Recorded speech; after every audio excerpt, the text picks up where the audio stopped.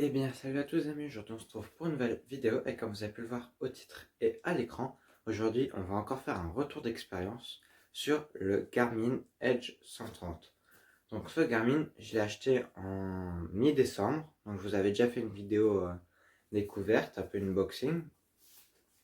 Et donc maintenant, je l'ai assez testé pour pouvoir vous faire un retour d'expérience. Donc rappelez-vous, quand on ouvrait le paquet, nous retrouvons déjà un peu toute la notice et toutes les choses qui servent au fonctionnement, y compris un câble de rechargement, voilà, des supports simples, voilà, donc ils sont déjà sur mes vélos. Et puis nous retrouvons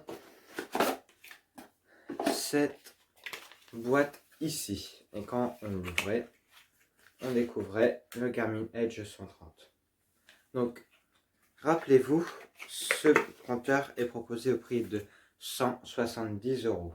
Donc, enfin, pour être précis, 169,99 €. Donc, en l'allumant, c'est sur ce bouton-ci, voilà. Sachant qu'il a été déjà très bien servi, hein. J'ai déjà fait plus de 1000 km avec. C'est vraiment un super compteur jusqu'à présent. Voilà, donc en haut, nous avons le niveau de batterie, le téléphone, voilà, il marque toujours ça. Le téléphone, là il fait une synchronisation et on a capteur de vitesse et capteur de fréquence cardiaque. Donc en descendant, nous avons les notifications et la météo juste ici. Et puis là, une fois que nous étions ici, nous étions restés là sur la première fois, et là nous cliquons et nous tombons sur la page de données. Donc quels sont les points forts de ce GPS? Tout d'abord, il est très petit, normalement 1,2 ou 1,8 pouces, je ne me rappelle plus bien. Aussi très léger, hein, voilà, on peut voir, très compact et très léger,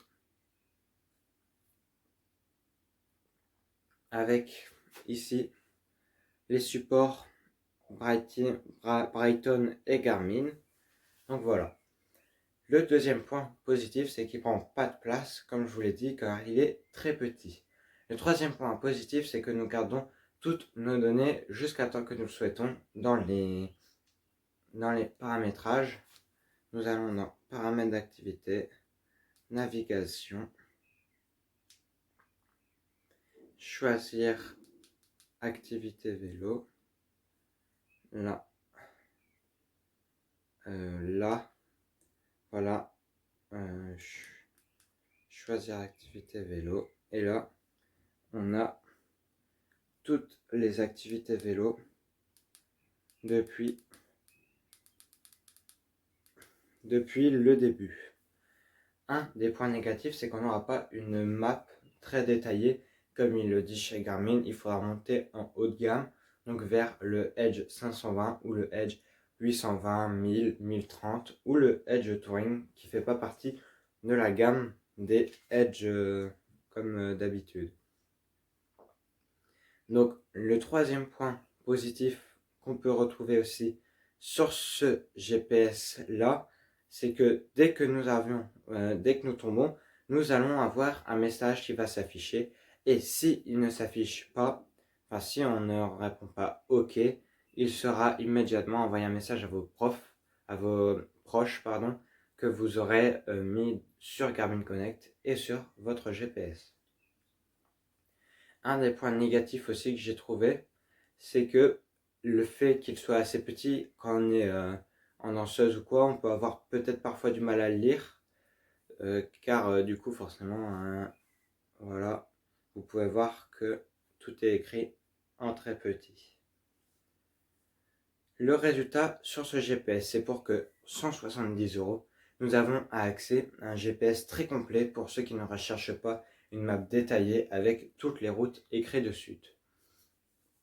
Nous allons aussi avoir pour 170 € un packaging très complet avec toutes les notices, 2 supports sains et un câble de rechargement.